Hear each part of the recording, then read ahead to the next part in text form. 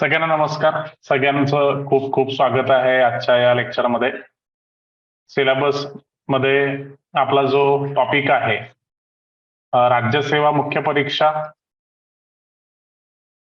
राज्यसेवा मुख्य परीक्षा आणि यूपीएससी मुख्य परीक्षा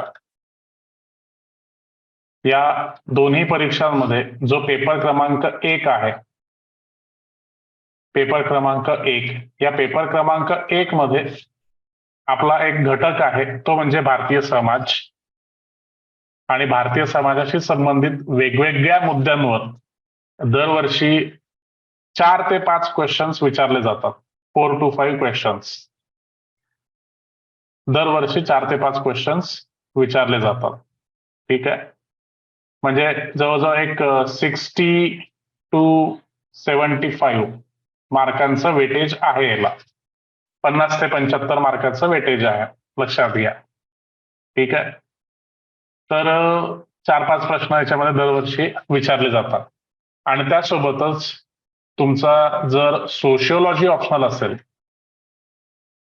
सोशिओलॉजी ऑप्शनल जर तुमचा असेल तर तुम्हाला भारतीय समाज व्यवस्था, भारतीय समाज व्यवस्थेमधले जे काही चॅलेंजेस आहेत, तर हा 40 ते 70 मार्काचा जो सिलेबस आहे तो तुम्हाला इथे कॉमन पाहायला मिळतो. ठीक आहे, परंतु जर ओव्हरऑल सिलेबस तुम्ही बघितला तर जवळजवळ एक 30 ते 40% सिलेबस तुमचा जीएस पेपर 1 मध्ये कव्हर होतो आहे. बाकी 60% सिलेबस तुम्हाला वेगळा आहे सोशिओलॉजी ऑप्शनलचा. तर जेव्हा आपण सिलेबस कम्पेअर करतो तर त्या कम्पेअर करत असताना जीएसच्या पेपरमध्ये किती अभ्यासक्रम आहे आणि ऑप्शनल पेपरमध्ये तो किती कव्हर होतो हे आपण बघत असतो. तर अशा पद्धतीने सोशिओलॉजी ऑप्शनल अभ्यासक्रम जरी छोटा असला पण सामान्य अध्ययनामध्ये सुद्धा त्याचे जे काय म्हणतात त्याला रिलेशन आहे, त्याचं जे आपण कॉमन सिलेबस म्हणतो तो कॉमन सिलेबस कमी आहे. ठीक आहे, सिलेबस जरी छोटा असला तरी कॉमन सिलेबस सुद्धा छोटा आहे, म्हणजे काही बेनिफिट काही तोटे आहेत. तर जसं हिस्ट्री ऑप्शनल मध्ये भरपूर मोठा सिलेबस तुम्हाला कव्हर होताना दिसतो, पॉलिटिकल सायन्स मध्ये तुम्हाला मोठा सिलेबस कव्हर होताना दिसतो, तसं तुम्हाला सोसायटीमध्ये ते बेनिफिट नाही मिळत, किंवा सोशिओलॉजीमध्ये, समाजशास्त्रामध्ये तुम्हाला तो काय म्हणतात त्याला बेनिफिट पाहायला मिळत नाही. मग आता कसं आहे, प्रत्येक गोष्ट आपल्याला मिळत नसते, कुठे ना कुठे आपल्याला कॉम्प्रोमाइज करावं लागतं. तर अशा पद्धतीचा हा टॉपिक आहे, भारतीय समाज, भारतीय सामाजिक व्यवस्था, भारतीय समाजासमोरचे आव्हानं, असा हा विस्तृत टॉपिक आहे. जर मागच्या 10 वर्षाच्या प्रश्नपत्रिका जर तुम्ही बघितल्या, यूपीएससी मुख्य परीक्षेच्या मागच्या 10 वर्षा प्रश्नपत्रिकांचा जर तुम्ही अभ्यास केला तर तुम्हाला या 7 प्रकारचे प्रश्न पाहायला मिळतात. 7 प्रकारचे प्रश्न, 7 टाइप्स ऑफ क्वेश्चन्स. ठीक आहे, सगळ्या प्रश्नांना जर तुम्ही त्यांचा एकत्रित अभ्यास केला तर फार तर या 7 प्रकारचे प्रश्न तुम्हाला पाहायला मिळतात. पहिल्या प्रकारचा प्रश्न काय की भारतीय समाजाची वैशिष्ट्ये काय काय आहेत. आता आजच्या लेक्चरमध्ये आपण जास्तीत जास्त चर्चा करणार आहोत, आपण डिस्कशन करणार आहोत. आणि तुम्हाला मी याच्या अगोदर जे सांगितलं होतं की पॉइंट जनरेशन टेक्निक, तर पॉइंट जनरेशन टेक्निक ही तुम्हाला या चर्चेतूनच शिकायला मिळणार आहे. याचा असं काही गोळी नाही आहे की तुम्हाला ती गोळी दिली की उद्यापासून तुम्हाला नवीन नवीन पॉइंट सुचायला सुरुवात होऊन जाईल, किंवा असं एखादं पुस्तक नाही आहे की ते पुस्तक वाचलं की तुम्हाला उद्यापासून प्रत्येक टॉपिकवर तुम्हाला वेगवेगळे पॉइंट सुचतील, असं काहीच नाही आहे. पॉइंट जनरेशन टेक्निक ही चर्चेतून, डिस्कशन करून, आणि ती चर्चा अशी असली पाहिजे की ती डिसिप्लिन्ड चर्चा असली पाहिजे, किंवा वेल क्युरेटेड चर्चा असली पाहिजे. ते वेल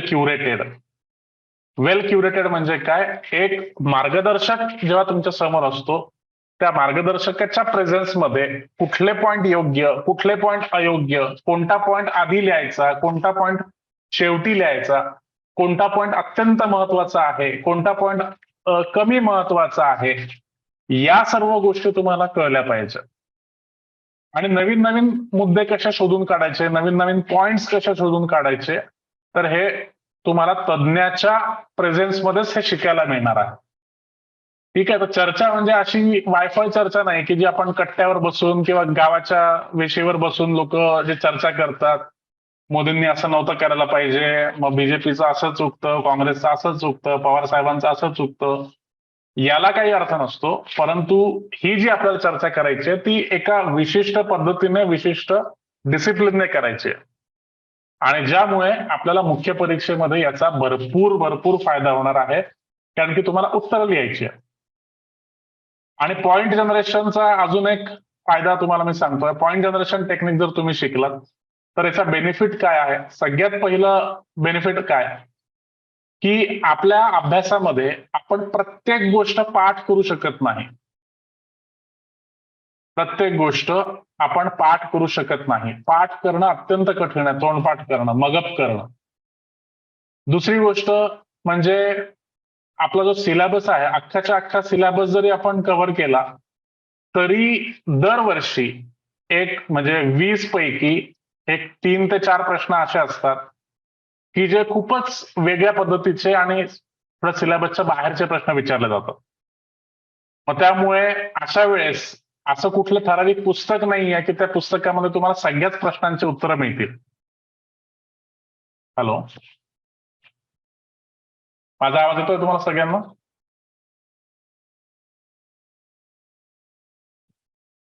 माझा आवाज येतोय का? कमेंट करून सांगा. हा, येस, ओके. तर सिलेबस मधला तुम्ही एक एक पॉइंट जरी तुम्ही वाचून काढला तरी असं कुठलंच पुस्तक नाही की तो सगळे प्रश्न कव्हर करेल किंवा प्रत्येक प्रश्नाचं उत्तर तुम्हाला त्यात सापडेल. मग त्यामुळे बरेच असे प्रश्न येतात की तुम्हाला त्याची उत्तरं मनाने लिहावी लागतात. मनाने. मग मनाने उत्तर लिहायची म्हणजे काही पण लिहायचं का? जे मनात येईल तेही लिहायचं का? जसं आपण अगोदर करायचो, पिक्चरचे गाणे लिहून यायचे का? पिक्चरची स्टोरी लिहून यायची का? तर नाही. आपल्या एका एका विशिष्ट पद्धतीने पॉइंट जनरेशन टेक्निक शिकायचं आहे, तर या चर्चेतून आपल्याला हे शिकायचं. मग मला तुम्ही कमेंट करून सांगा की भारतीय समाजाच्या वैशिष्ट्यांवर प्रश्न विचारला जातो, तर तुम्ही मला एक एक करून भारतीय समाजाची वैशिष्ट्ये किंवा भारतीय सामाजिक जी संरचना आहे तिची वैशिष्ट्ये मला सांगा. सांगू शकता का तुम्ही? फीचर्स ऑफ इंडियन सोसायटी, ठीक आहे, और काय म्हणतात त्याला, unique aspects of Indian society, हे तुम्ही सांगू शकता का? ओके. लिंग समानता म्हणता आहे, पण लिंग समानतेचं कुठलं उदाहरण आहे का आपल्याकडे? राष्ट्रीय एकात्मता. Okay, very good. वैशिष्ट्यांमध्ये आता बघा, वैशिष्ट्य.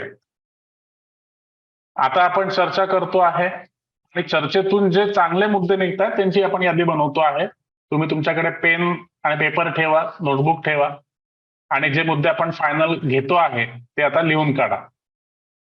राष्ट्रीय एकात्मता. अगदी बरोबर. राष्ट्रीय एकात्मतेचा अर्थ सांगू शकता का आणि उदाहरण देऊ शकता का तुम्ही? समाज हा एकजूट आहे. अगदी बरोबर आहे. सामाजिक एकोपा. सामाजिक एकोपा. प्रत्येकाचं उदाहरण तुम्हाला द्यायचं आहे मित्रांनो.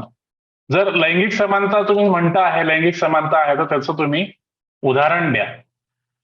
ठीक आहे. राष्ट्रीय एकात्मता तुम्ही सांगताय तर त्याचं उदाहरण द्या तुम्ही. सामाजिक एकोप्याचं उदाहरण द्या. ओके. संस्कृतीबद्दल काय? भारतीय संस्कृतीबद्दल काय म्हणाल तुम्ही नेहा? म्हणजे संस्कृतीचं काय वैशिष्ट्य आहे, असं काय एक्झॅक्टली? ओके. अश्विनीचं म्हणणं आहे विविधतेमध्ये एकता. विविधतेत एकता. विविधतेमध्ये एकता. ओके. वर्षाचं म्हणणं आहे चातुर्वर्ण व्यवस्था. वर्ण व्यवस्था. पण मला एक सांगा की वर्ण व्यवस्था ही आता आहे का, प्रॅक्टिस केली जाते आहे का? वर्ण व्यवस्था ही आता आपल्या समाजात आहे का? नाही, ती प्राचीन भारतामध्ये होती, प्राचीन काळामध्ये होती. ठीक आहे. येस, अगदी बरोबर आहे नेहा, अगदी बरोबर.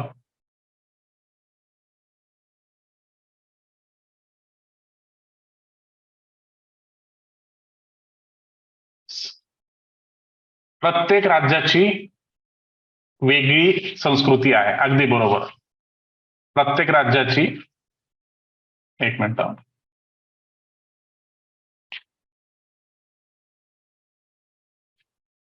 प्रत्येक राज्याची वेगळी संस्कृती आहे, वेगळी संस्कृती आहे. ओके, अजून काय? सर्व क्षणासाठी माणसाने समाज तयार केला. स्वसंरक्षणासाठी माणसाने समाज तयार केला. नाही, आपल्याला समाजाची उत्पत्ती कशी झाली हे आपल्याला बघायचं नाहीये. समाजाची उत्पत्ती कशी झाली हे आपल्याला बघायचं नाही. भारतीय समाजाची वैशिष्ट्ये कोणती आहेत? जसं आता कोणतरी सांगितलं सर्व धर्म समभाव, अगदी बरोबर आहे. सर्व धर्म समभाव, सर्व धर्म समभाव. ठीक आहे, व्हेरी गुड, व्हेरी गुड, अगदी बरोबर आहे पवन. विविधता, धार्मिक, जातीय, वंशीय विविधता, विविधता. आपण विविधतेत एकता, युनिटी इन डायव्हर्सिटी असं म्हणतो. तुम्हाला सगळ्यांना माहिती आहे ना? तर विविधतेत एकता असं हे एक वैशिष्ट्य आहे. अजून कुठलं वैशिष्ट्य तुम्ही सांगू शकता? समानता. समानता खरं आहे का ऍक्च्युली? समानता, आपण समानतेचा स्वीकार केलेला आहे, म्हणू शकतो, आपण म्हणू शकतो. येस, म्हणू शकतो. समता, समतेचं तत्व आपण स्वीकारतो आपल्या समाजामध्ये, सगळ्यांना एक समजतो. हिंदू, मुस्लिम, शीख, ईसाई सब है भाई भाई. मग याच्यामध्ये जो पुढला मुद्दा आहे तो कुठला येऊ शकतो? बंधुता, बंधुता किंवा बंधुभाव. बंधुभाव हे आपल्या समाजाचं वैशिष्ट्य आहे का? मला कमेंट करून सांगा. बंधुभाव हा आपल्या समाजाचं वैशिष्ट्य आहे का? येस, अगदी बरोबर. किती पॉइंट झाले? 8 पॉइंट झाले, 8 पॉइंट झाले. मग तुम्हाला कळतंय का की आपण अशा पद्धतीने जेव्हा एका दृष्टीने एका विशिष्ट दिशेने विचार करतो तेव्हा आपल्याला व्यवस्थित जे पॉइंट्स आहेत ते सुचायला लागतात. मग जर आपल्याला 15 पॉइंट सुचत असतील तर त्यापैकी 3-4 पॉइंट्स हे कामाचे नसतील. पण मग कुठला पॉइंट कामाचा, कुठला पॉइंट योग्य, कुठला पॉइंट अयोग्य हा आपल्याला निवडायचा आहे. ठीक आहे. त्यानंतर धर्मनिरपेक्षता हा टॉपिक येऊ शकतो का? कन्सेप्ट धर्मनिरपेक्षता. धर्मनिरपेक्षता हा मुद्दा बरोबर आहे का सांगा? येस, धर्मनिरपेक्षता आहे. एक्झाम्पल, हिंदू, मुस्लिम, शीख, ईसाई हे सगळे एकत्र राहतात. आपल्याकडे येस, संविधानामध्ये आहे, आपल्या घटनेमध्ये आहे. भारताची राज्यघटना आहे. भारताच्या राज्यघटनेमध्ये सांगितलेलं आहे की धर्मनिरपेक्षता आहे. त्याच्यानंतर धार्मिक स्वातंत्र्य आहे आपल्याला सगळ्यांना. ओके, अजून सांगा. अजून कुठलं वैशिष्ट्य आहे? 9 पॉइंट झालेले आहेत. 10वा पॉइंट सांगा. आपल्याकडे वैचारिक देवाणघेवाण होते का? वैचारिक देवाणघेवाण, आपल्याकडे वैचारिक देवाणघेवाण होते. येस, तर हे पण आपल्या समाजाचं वैशिष्ट्य आहे. त्यानंतर संघटनेची स्थापना याच्याशी संबंधित नाहीये. लोकशाही याच्याशी संबंधित नाहीये. वैचारिक देवाणघेवाण होते. सांस्कृतिक देवाणघेवाण होते का? सांस्कृतिक देवाणघेवाण होते का? हो, तर सांस्कृतिक देवाणघेवाणही होते. याची उदाहरणं तुम्ही सांगू शकता का मित्रांनो? सांस्कृतिक देवाणघेवाणीची उदाहरणं तुम्ही सांगू शकता का? सांस्कृतिक देवाणघेवाणीचं मी एक उदाहरण तुम्हाला सांगतो की इस्लाम इस्लाम जेव्हा भारतामध्ये आला तेव्हा म्हणजे सुरुवातीला सल्तनत, त्यानंतर मुघल काळ आणि ते त्याच्यानंतर भारतीय समाजाचा एक तो घटकच बनून गेला. आणि मुस्लिम धर्म, इस्लाम आणि हिंदू धर्म, तर यांनी एकमेकाचे इतके तत्व एक्सचेंज केले, इतक्या त्यांनी गोष्टी एकमेकाशी देवाणघेवाण केली की आता एक संघटित एक संस्कृती तयार झालेली आहे, ज्याला आपण काय म्हणतो, ज्याला आपण म्हणतो गंगा जमुनी तहजीब. गंगा जमुनी तहजीब, ठीक आहे, गंगा जमुनी तहजीब. हिंदू मुस्लिम ह्या दोन्ही धर्मातून ज्या काही देवाणघेवाणीतून एक जे वेगळं असं कल्चर तयार झालेलं आहे त्याला आपण म्हणतो गंगा जमुनी तहजीब. त्यानंतर जो पारशी धर्म आहे, पारशी धर्म, तर पारशी धर्मीयांचंही खूप बेस्ट एक्झाम्पल आहे. पारशी धर्मीय जेव्हा गुजरातमध्ये आले होते तर गुजरातचा राजा या पारशी लोकांना गुजरातमध्ये एंट्री करू देत नव्हता. तर गुजरातच्या त्या राजाने त्यांना विचारलं की आम्ही तुम्हाला का एंट्री द्यावी, तर ते पारशी लोक म्हणे की जशी दुधामध्ये साखर विरघळते तसं आम्ही तुमच्या समाजामध्ये मिसळून जाऊ. आणि त्यानंतर आता अनेक वर्षांपासून म्हणजे शेकडो वर्षांपासून हे आपल्या भारताच्या समाजाचा एक अविभाज्य घटक बनलेले आहेत पारशी धर्म. ठीक आहे. या गंगा जमुनी तहजीबला अजून एक शब्द आहे ज्याला आपण म्हणतो composite culture. Composite culture, composite culture किंवा गंगा जमुनी तहजीब याचा अर्थ कळला का तुम्हाला? की इस्लाम भारतामध्ये आला आणि भारतीय समाजाचा एक अविभाज्य घटक बनला, तेव्हा हिंदू धर्माने इस्लाम धर्माकडून बऱ्याच गोष्टी स्वीकारल्या, इस्लाम धर्माने हिंदू धर्मातून वेगळ्या गोष्टी स्वीकारल्या आणि एक एक वेगळं असं कल्चर तयार झालं, एक हायब्रिड कल्चर झालं ज्याला आपण म्हणतो गंगा जमुनी तहजीब. सगळ्यांना कळतंय का? कमेंट करून सांगा. मी डायरेक्टली तुम्हाला ही प्रोसेस शिकवतोय मित्रांनो. मी डायरेक्टली तुम्हाला उत्तर लेखनाची प्रोसेस शिकवतो आहे. तर त्यामुळे याच्यामधून आपण कन्सेप्टही शिकतो आहे, कन्सेप्च्युअल क्लॅरिटी पण आपण शिकून घेतो आहे. त्यासोबतच आपल्याला सगळ्यात महत्वाचा जो फोकस करायचा तो म्हणजे आन्सर रायटिंगवर. तर आन्सर रायटिंग सुद्धा आपण त्याच्यामधून शिकून घेतो आहे.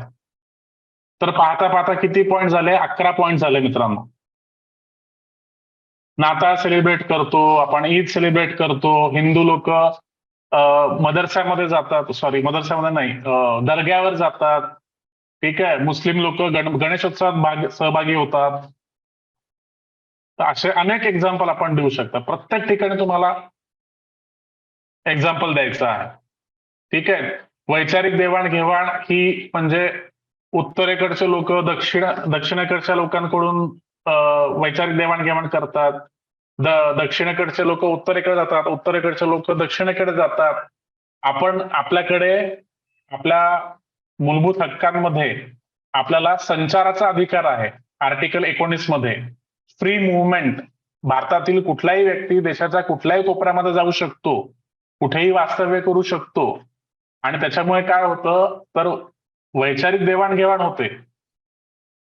गुजराती लोक महाराष्ट्रात येतात, युपीचे, बिहारचे, बंगालचे, साऊथचे हे लोक भारतात म्हणजे महाराष्ट्रामध्ये येतात आणि महाराष्ट्राच्या संस्कृतीमध्ये मिसळून जातात. ठीक आहे, महाराष्ट्रातल्या लोकांशी ते इंटरॅक्शन करतात आणि त्याच्यामुळे वैचारिक देवाणघेवाण होते. असे अनेक एक्झाम्पल तुम्ही देऊ शकतात. महाराष्ट्रातले लोक हे भारताच्या कानाकोपऱ्यामध्ये जातात, तिथे वास्तव्य करतात आणि तिथे अनेक सांस्कृतिक आणि सामाजिक देवाणघेवाण करतात. तुम्हाला माहिती आहे का, मराठी लोक देशामध्ये कुठे कुठे राहतात? केरळमध्ये मराठी लोक राहतात खूप मोठ्या संख्येने, आणि आतापासून नाही, अगदी 3-3, 4-4 पिढ्यांपासून राहतात. उत्तर प्रदेशमध्ये जर तुम्ही बघितलं, कानपूर जवळ, तर तिथेही मराठी लोकांचं खूप मोठी कॉलनी आहे. म्हणजे जेव्हा नानासाहेब पेशवेचा जो काळ होता, तर तेव्हापासून म्हणजे ते सगळे मराठी लोक. त्यानंतर आपलं नेपाळमध्ये जे मंदिर आहे, त्या मंदिरातले जो पुजारी वर्ग आहे तो सगळा मराठी आहे. त्यानंतर हरियाणा आणि राजस्थानचा जो भाग आहे, तिथे रोड मराठा रोड मराठा असा हा एक एक एक समाज आहे. तर रोड मराठा म्हणजे हे पानिपतच्या युद्धामध्ये जेव्हा आपले मराठे सगळे तिकडे गेले होते, तर तेव्हापासून तिथे जे लोक स्थायिक झाले, ते त्यांच्या जे वंश आहेत, त्यांचे जे वंशज आहेत, त्या सगळ्या कम्युनिटीला रोड मराठा म्हणतात. जवळजवळ 15 लाखांची ही कम्युनिटी आहे रोड मराठा. तुम्हाला एक आपला ऑलिम्पियन माहिती आहे का, ज्यांनी भालाफेकमध्ये ऑलिम्पिक पदक जिंकलं होतं? सांगू शकता का तुम्ही त्याचं नाव कमेंट करून? येस, नीरज चोप्रा. नीरज चोप्रा, तर हा सुद्धा रोड मराठा कम्युनिटीला बिलॉंग करतो. Neeraj Chopra, yes, golden boy, हा रोड मराठा कम्युनिटीचा आहे. ठीक आहे, त्यांचं मराठी एवढी स्ट्रॉंग नाही आहे, पण हिंदीच बोलतात ते, परंतु रोड मराठा कम्युनिटी ही खूप मोठी कम्युनिटी आहे. तर याच्यामुळे काय झालं की आपल्याकडे स्वातंत्र्य आहे, संचाराचं, मुक्त संचाराचं स्वातंत्र्य आहे. त्याच्यामुळे देशातला कुठलाही व्यक्ती कुठेही जाऊ शकतो. तुम्ही जर मुंबई, पुण्यासारख्या ठिकाणी राहत असाल, तर तुमच्या शेजारी south Indian, north Indian, Bengali अशा अनेक प्रकारचे लोक राहतात. आता मी जिथे ज्या बिल्डिंगमध्ये राहतो पुण्यामध्ये, तर माझ्या विंगमध्ये 3 युपीच्या फॅमिलीज आहेत. माझ्या खालच्या फ्लोअरवर बंगाली फॅमिली राहते. माझ्या वरच्या फ्लोअरवर ओडिसाची फॅमिली राहते. माझ्या समोरच्या बिल्डिंगमध्ये पंजाबी फॅमिली राहते. तर यांनी काय होते, सांस्कृतिक देवाणघेवाण, वैचारिक देवाणघेवाण ही होते. तर हे आपल्या भारतीय समाजाचं खूप महत्वाचं वैशिष्ट्य आहे. राईट? ओके, अजून काय काय वैशिष्ट्य तुम्ही सांगू शकता? उदाहरणं सांगू शकता का? आता मला सांगा, उदाहरणं सांगू शकता का? एकात्मतेचं उदाहरण सांगू शकता का तुम्ही? राष्ट्रीय एकात्मता. राष्ट्रीय एकात्मता जेव्हा, आता राष्ट्रीय एकात्मता आपल्याला कुठे दिसून येते? तर जेव्हा आंतरराष्ट्रीय कॉम्पिटिशन असते, जेव्हा ऑलिम्पिक कॉम्पिटिशन असते, ऑलिम्पिकमध्ये जो खेळाडू आहे तो कुठलाही का असेल ना, तो बिहारचा असू द्या, राजस्थानचा असू द्या, साऊथ इंडियाचा असू द्या, संपूर्ण देश त्याच्यासाठी प्रार्थना करतो, तो जिंकला पाहिजे. आपल्या इंडियन क्रिकेट टीम मध्ये तो कुठल्याही धर्माचा असू द्या, कुठल्याही क्षेत्रातला असू द्या, संपूर्ण देश त्याच्यासाठी, त्याची सेंचुरी झाली पाहिजे, त्यांनी विकेट घेतली पाहिजे, असं आपण प्रार्थना करतो. जेव्हा भारत पाकिस्तान मॅच असते, तेव्हा अगदी काश्मीर पासून तर कन्याकुमारी पर्यंत सगळ्यांना एकच स्वप्न पडतं की भारत जिंकला पाहिजे. तर हे कशाचं प्रतीक आहे? हे राष्ट्रीय एकात्मतेचं प्रतीक आहे. राईट? सामाजिक एकोपा. सामाजिक एकोपा म्हणजे जे काही सण आहेत आपले जे उत्सव आहे, दिवाळी आहे, दिवाळीमध्ये आपले जे मुस्लिम बांधव आहेत ते आपल्या घरी येतात, फराळ करतात. गणेशोत्सव असेल तर गणेशोत्सवामध्ये ते सहभागी होतात. होळी असेल, होळीमध्ये सहभागी होतात. त्यांच्याकडे ईद असेल तर आपण त्यांच्याकडे जातो. ठीक आहे. त्याच्यानंतर हे जे वेगवेगळ्या राज्यातून आलेले लोक आहेत ते सुद्धा मिळून मिसळून राहतात. सगळ्यात एक सुंदर उदाहरण जर तुम्हाला द्यायचं झालं तर तुम्हाला सगळ्यांना आवडेल उदाहरण, कारण की तुम्ही सगळे ती सिरियल बघता. एक सिरियल आहे तारक मेहता का उल्टा चष्मा, TMKOC. तारक मेहताचा उलटा चष्मा ही आपल्या भारतीय समाजाची किंवा भारतीय समाजाचं चित्रण करणारी खूप उत्कृष्ट सिरियल आहे. भारतीय समाजामध्ये लोक कसे राहतात, आता त्याच्यामध्ये अय्यर दाखवला आहे. अय्यर साऊथ इंडियन आहे. अय्यरची जी बायको आहे बबिताजी, ती बंगाली आहे. त्याच्यानंतर जो सोडी आहे तो पंजाबी आहे. सोडीची जी बायको आहे ती पारशी आहे. ठीक आहे. त्याच्यानंतर हा जेठालाल गडा तो गुजराती आहे. त्याच्यानंतर भिडे भिडे मास्तर, भिडे गुरुजी आणि त्याची बायको हे मराठी कपल आहे. त्याच्यानंतर अगदी सगळ्या साईजचे लोक त्यात दाखवले आहेत. पोपटलाल सारखा लुकडा पण दाखवलेला आहे. डॉक्टर हाथी सारखा मोटू पण दाखवलेला आहे. अब्दुल हा मुस्लिम आहे. अशा सगळ्या धर्माचे, सगळ्या समाजाचे, सगळ्या भाषा बोलणारे, सगळ्या संपूर्ण कंट्री त्याच्यामध्ये रिप्रेझेंट केली जाते. आणि म्हणून ती सिरियल सुप्रसिद्ध आहे. कारण की त्याच्यामध्ये प्रत्येक राज्यासाठी, प्रत्येक क्षेत्रासाठी बघण्यासाठी काही ना काही आहे. मग ते जे गोकुलधाम सोसायटी आहे, गोकुलधाम म्हटलेलं आहे त्याला. तर ती गोकुलधाम सोसायटी किती गुण्यागोविंदाने राहते, किती सण उत्सव साजरे करते, सुखादुःखात एकमेकाला सपोर्ट करते. तर याचं ते खूप चांगलं उदाहरण आहे. डॉक्टर हाथी युपीचा आहे, पोपटलाल एमपीचा आहे, भिडे आणि हे दोघंही त्याचे बायको मराठी ऍक्टर्स आहेत. नट्टू काका बिचारे ते वारले, ते एक्सपायर झाले, पण ते खूप सिनियर गुजराती आर्टिस्ट होते. तर त्याच्यामुळे ते कसं गुण्यागोविंदाने राहतात, एकोप्याने राहतात, एकजुटीने राहतात, हे त्याचं खूप सुंदर उदाहरण आहे. तुम्ही सामाजिक एकोप्यामध्ये तारक मेहता का उलटा चष्मा याचं उदाहरण देऊ शकता. कारण की तारक मेहता का उलटा चष्मा ही एक कादंबरी आहे. तारक मेहता हे गुजराती लेखक आहेत आणि त्यांनी ही जी कादंबरी लिहिली आहे, तारक मेहतानु उंधो चष्मो, हे गुजरातीमध्ये त्यांनी ते ग्रंथ म्हणजे ते कादंबरी लिहिली आहे. त्याच्यामध्ये भारताच्या समाजाचे सगळे जे वैशिष्ट्य आहेत, वेगवेगळे जे पैलू आहेत, ते त्याच्यामध्ये मांडलेले आहेत. त्याच्यानंतर तो जो चालू पांडे आहे, इन्स्पेक्टर चालू पांडे, तो युपीचा आहे का बिहारचा आहे. तर त्याच्यामुळे आणि असे तर येणारे जाणारे तर अनेक कॅरेक्टर त्याच्यामध्ये तुम्हाला पाहायला मिळतील. मग विविधतेमध्ये एकता कसं सांगू शकता तुम्ही? विविधतेमध्ये एकतेचं प्रतीक काय सांगू शकाल? काय एक्झाम्पल देऊ शकाल? जरा विचार करा, डोक्याला ताण द्या जरा. कारण की हे जे लेक्चर आहे याच्यामध्ये आपल्याला चर्चा करायची आहे जास्तीत जास्त. हे ज्याच्यामध्ये मला तुम्हाला शिकवायचं काही नाही आहे. मला तुम्हाला तुमच्या मेंदूमध्ये तो तुमचा मेंदू ढवळून काढायचा आहे मला. तर विविधतेमध्ये एकता, युनिटी इन डायव्हर्सिटी, तर त्याचे अजून काही उदाहरण देऊ शकता का तुम्ही? वेगळे विविधता, आपल्याकडे अनेक प्रकारची विविधता आहे, त्याच्याबद्दल आपण आता बोलणार आहे. जातीय विविधता आहे, धार्मिक विविधता आहे, भाषिक विविधता आहे, भौगोलिक विविधता आहे, खानपानामध्ये विविधता आहे, कपड्यांमध्ये विविधता आहे. तरी आपण एकत्र राहतो. आपल्याकडे एकता आहे, एकोपा आहे. आपण सगळ्यांना काय म्हणतो एकमेकाला? मी भारतीय आहे, भारत माझा देश आहे, हम सब भारतीय है, राईट.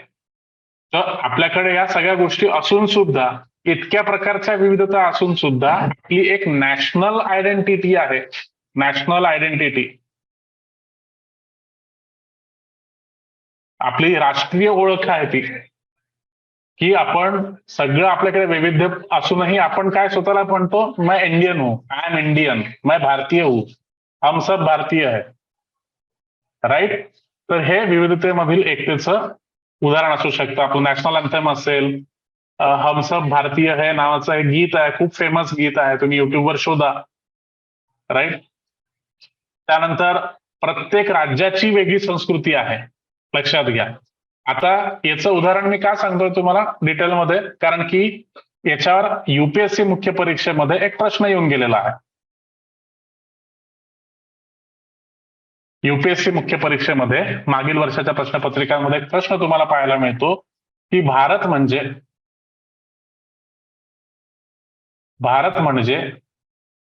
विविध सांस्कृतिक कप्प्यांनी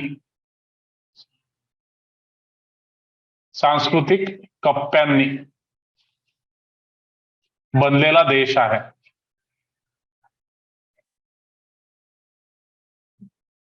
ठीक आहे. जर आपला देश जर तुम्ही बघितला तर अशा अनेक वेगवेगळे सांस्कृतिक कप्पे तुम्हाला पाहायला मिळतील. कल्चरल पॅकेट्स ज्याला आपण म्हणतो, कल्चरल पॅकेट्स, ज्याला आपण कल्चरल पॅकेट्स म्हणतो. तर संपूर्ण जो आपला भारत देश आहे तो अनेक अशा कल्चरल पॅकेट्स मध्ये बनलेला आहे. आता कल्चरल पॅकेट्स कसं डिफाईन कराल तुम्ही? कल्चरल पॅकेट्स, कल्चरल पॅकेट एक म्हणजे जर आपण जिओग्राफिक जर बघितलं, एक एक उदाहरण जिओग्राफी. जर तुम्ही आपल्या जिओग्राफीच्या अनुषंगाने बघितलं, जिओग्राफीचं उदाहरण घेतलं, तर भौगोलिक दृष्टिकोनाने आपल्याकडे अनेक वेगवेगळे कल्चरल पॅकेट्स आहेत. एक म्हणजे नॉर्थ इंडियन. नॉर्थ इंडियन हे कल्चर आहे. नॉर्थ इंडियामध्ये जिथेही तुम्ही जाल तुम्हाला एक विशिष्ट प्रकारची जीवनशैली पाहायला मिळते. ही जीवनशैली आहे, जीवनशैली. ठीक आहे. अख्ख्या नॉर्थ इंडियामध्ये तुम्हाला एक थोडस काय म्हणतात त्याला, एका प्रकारची जीवनशैली तुम्हाला पाहायला मिळेल. त्यानंतर साऊथ इंडियन आहे. साऊथ इंडियन हा एक कल्चरल पॅकेट आहे. मग याच्यामध्ये केरळ असेल, कर्नाटक असेल, तमिळनाडू असेल, आंध्र प्रदेश असेल, तेलंगणा असेल. त्यानंतर पहाडी, पहाडी रिजन. मग पहाडी रिजन मध्ये काय काय येतं? उत्तराखंड येतं, हिमाचल येतं, त्यानंतर जम्मू आणि काश्मीर येतं. तर हे जे पहाडी कल्चर आहे हे एकदम तुम्हाला वेगळं पाहायला मिळेल. कारण की हे जे पहाडी लोक असतात हे थोडेसे, त्यांची पूर्ण संस्कृती वेगळी असते. पहाडीमध्ये जर तुम्ही गड्डीज बघितले, गड्डीज आणि गुजर बकरवाल्स, गुजर बकरवाल. हे गड्डी आणि गुजर बकरवाल कोण आहेत? तर हे मेंढपाळ आहेत. पहाडी रिजन मध्ये राहणारे हे मेंढपाळ आहेत, गड्डी आणि गुजर बकरवाल. तर यांच्याकडे मेंढ्या असतात खूप मोठ्या संख्येने, शेळ्या असतात. तर ते वर्षाचा त्यांचं ते जे सीझन आहे तो ठरलेला असतो. एका विशिष्ट सीझनला म्हणजे हिवाळा आला, थंडी आली की ते म्हणजे थंडी आणि उन्हाळा याच्यातून ते काय म्हणतात त्याला, त्यांचं जे लोकेशन आहे ते चेंज करतात. ठीक आहे. वर्षाचे 6 महिने ते पहाडीवर असतात, पर्वतांवर असतात. आपलं जे हिमालय पर्वतरांग आहे त्याच्यावर असतात. तिथल्या वरती नेऊन त्या पहाडांवर नेऊन त्यांच्या शेळ्या मेंढ्यांना चरतात आणि नंतर 6 महिन्यानंतर परत ते त्या जे खाडीचा जो प्रदेश असतो तर त्या खाडीच्या प्रदेशामध्ये ते परत येतात. ज्याला आपण व्हॅली म्हणतो, व्हॅलीमध्ये ते परत येतात. तर अशा पद्धतीने त्यांचं एक विशिष्ट असं जीवन पद्धत आहे, जीवन शैली आहे त्यांची, ते कल्चर वेगळं आहे. त्याच्यानंतर नॉर्थ ईस्टर्न कल्चर वेगळं आहे. नॉर्थ ईस्ट जे उत्तर पश्चिमी ज्या 7 सिस्टर्स आहेत आपल्या, आसाम असेल, मेघालय असेल, अरुणाचल प्रदेश, त्रिपुरा, मिझोरम. तर इथेही आपल्याला वेगळ्या प्रकारचं काय म्हणतात त्याला, संस्कृती पाहायला मिळते. कल्चरल हे पण एक वेगळं कल्चरल पॅकेट आहे. मणिपूर असेल, सिक्कीम असेल. तर जॉग्रफीच्या बेसिसने हे वेगवेगळे कल्चरल पॅकेट झाले. त्यानंतर रिलिजनचं जर आपण उदाहरण घेतलं तर रिलिजनच्या आधारावर किती कल्चरल पॅकेट्स आहेत आपल्याकडे, सांगा बरं कमेंट करून. रिलिजनच्या आधारावर किती वेगवेगळे कल्चरल पॅकेट्स तयार होतात? तर आपल्याकडे हिंदूज आहेत, मुस्लिम्स आहेत. ठीक आहे. हिंदू, हिंदू कल्चर वेगळं आहे आपल्याकडे, मुस्लिम कल्चर वेगळं आहे. आपल्याकडे कंपोजिट कल्चर आहे, ज्याला आपण म्हणतो गंगा जमुनी तहजीब, जे कशातून बनलेलं आहे? हिंदू आणि मुस्लिम यांच्या मिश्रणातून बनलेलं आहे, कंपोजिट कल्चर बनलेलं आहे. त्यानंतर ख्रिश्चन, त्यानंतर पारसी. ठीक आहे. त्याच्यानंतर आपण जर बघितलं तर स्टेट वाईज पॅकेट्स वेगवेगळे आहेत. स्टेट वाईज, स्टेट वाईज जर बघितलं तर आपण म्हणतो महाराष्ट्रीयन कल्चर. तर महाराष्ट्राचं संस्कृती वेगळी आहे. त्यानंतर गुजराती संस्कृती वेगळी आहे, गोवन संस्कृती वेगळी आहे, गोव्याची संस्कृती वेगळी आहे. ठीक आहे. त्याच्यानंतर राजस्थानी संस्कृती वेगळी आहे. त्यानंतर काय म्हणतात त्याला, बंगाली संस्कृती वेगळी आहे. त्यानंतर बिहारी संस्कृती आहे. ठीक आहे. युपी, आपण अशी युपीची संस्कृती नाही म्हणत, आपण नॉर्थ इंडियन संस्कृतीचा भाग म्हणतो त्याला आपण. ठीक आहे. तर त्याच्यामुळे पण प्रत्येक राज्याच्या नावाने जी संस्कृती आहे ते हे प्रमुख राज्य आहेत की यांच्या राज्याच्या नावाने ती संस्कृती फेमस आहे. Punjabi, yes, very good. Punjabi संस्कृती, तर राज्यांच्या नावाने ही संस्कृती आहे. बाकी पण इतर जे राज्य आहेत ते एक तर मग नॉर्थ इंडियन किंवा साऊथ इंडियन मध्ये ते मोडतात. ठीक आहे. हरियाणवी पण पंजाबी किंवा नॉर्थ इंडियन मध्ये मोडतात, पण ठीक आहे, पण हरियाणवी आपण पाहतो असं. ठीक आहे. ओडिसी, आता ऍक्च्युली कसं माहितीये का, ओडिसी जरी आपण म्हटलं, ओडिसा याच्यामध्ये मॅक्सिमम लोक बंगाली भाषा बोलतात आणि बंगाली संस्कृती तिथे आहे. तर हरियाणा मॅक्सिमम हा पंजाबी आणि उत्तर प्रदेशमध्ये मोडतो. तर त्याच्यामुळे जसं आपण महाराष्ट्रीयन फूड म्हणतो तसं हरियाणवी फूड नाहीये. जसं आपण राजस्थानी पेहराव म्हणतो तसा हरियाणवी पेहराव तेवढा तसा नाहीये. तो नॉर्थ इंडियाचा भाग आपण समजतो. तर कळतंय का भारत हा किती वेगवेगळ्या कल्चरल पॅकेट्समध्ये विभागलेला आहे? कळतंय का तुम्हाला? कमेंट करून सांगा.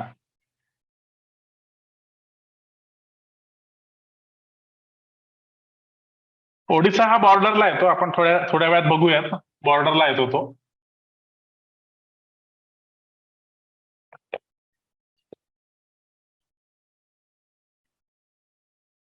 आणि वेगवेगळे मुद्दे कसे काढायचे शोधून, पॉइंट कसा जनरेट करायचा, की हे तुम्हाला कळतंय का? हे पण मला सांगा.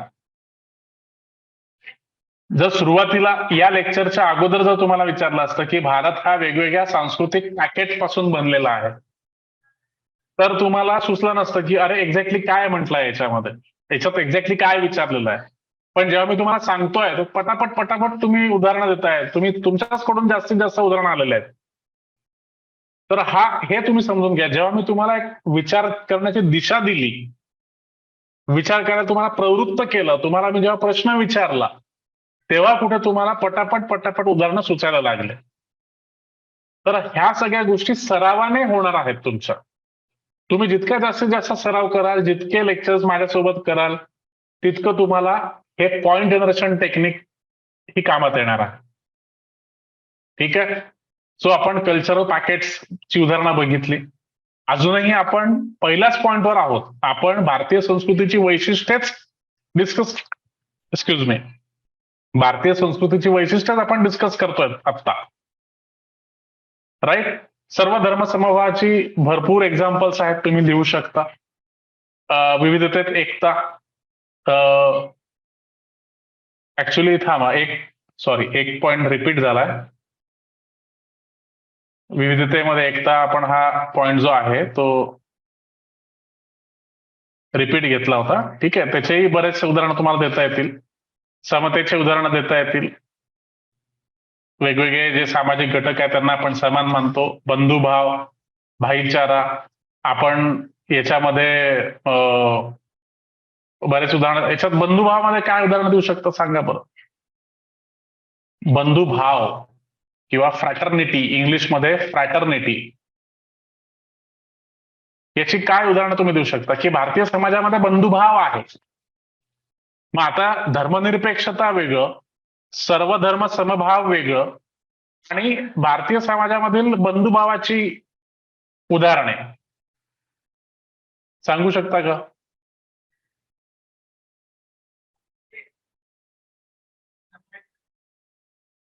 सर्व प्रेमाने राहतात, ओके, पण एक्झाम्पल पाहिजे मला, एक्झाम्पल पाहिजे.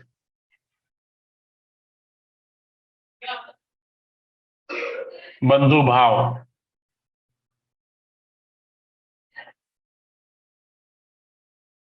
हिंदू, मुस्लिम, सिख, ईसाई हम सब है भाई भाई, राईट. एकमेकाला आपण भाऊ मानतो. तर हा स्लोगन एक एक्झाम्पल असू शकतो. अजून कुठलं एक्झाम्पल तुम्ही द्याल बंधुभावाचं?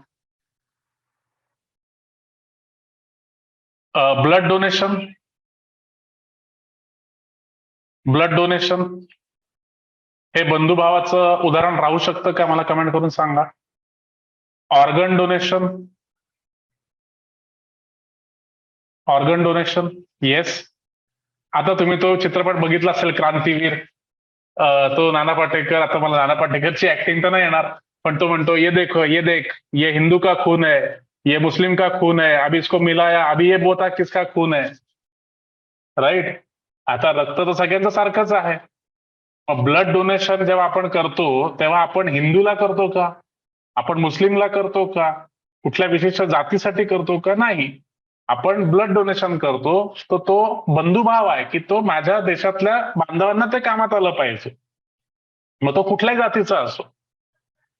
आपण असं डॉक्टर आपल्याला सांगतात का तुम्ही हिंदू आहात तेव्हा तुमचं ब्लड हे फक्त हिंदूला देणार, असं डॉक्टर आपल्याला सांगतात का? नाही सांगत. जेव्हा आपण ऑर्गन देतो, आता लोक ऑर्गन डोनेशन करतात, त्याच्यानंतर बॉडी, डेड बॉडी डोनेट करतात, काही लोक आय डोनेशन करतात. माझ्या एका मित्राचं लग्न झालं होतं, तर त्यांनी आय डोनेशन कॅम्प ठेवला होता त्याच्या लग्नामध्ये. खूप सुंदर कल्पना होती. सगळ्यांनी आमच्या फ्रेंड सर्कलने आय डोनेशन केलं होतं त्याच्यामध्ये, की जेणेकरून आपल्यामुळे म्हणजे आपल्या मृत्यूनंतर कोणीतरी हे जग बघू शकेल.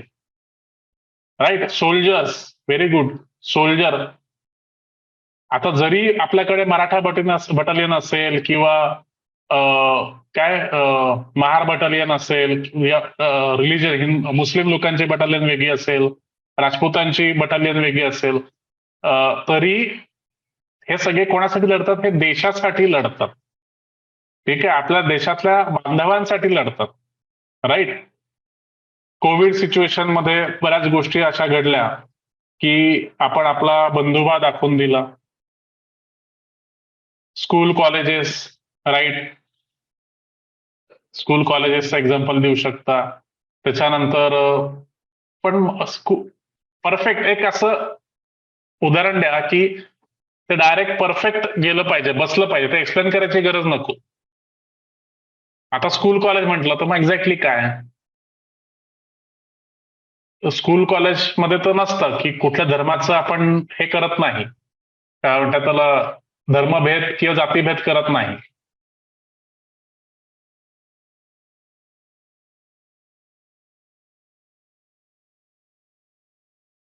आपण भेदभाव करत नाही. भेदभावास प्रतिबंध आहे आपल्याकडे. भेदभावास प्रतिबंध. आपल्याकडे कुठल्याही प्रकारचा भेदभाव होत नाही. न लिंग असेल, न जात असेल, न धर्म असेल, न जन्माचे स्थान असेल. ठीक आहे. या कुठल्याही बाबतीत आपण भेदभाव करत नाही.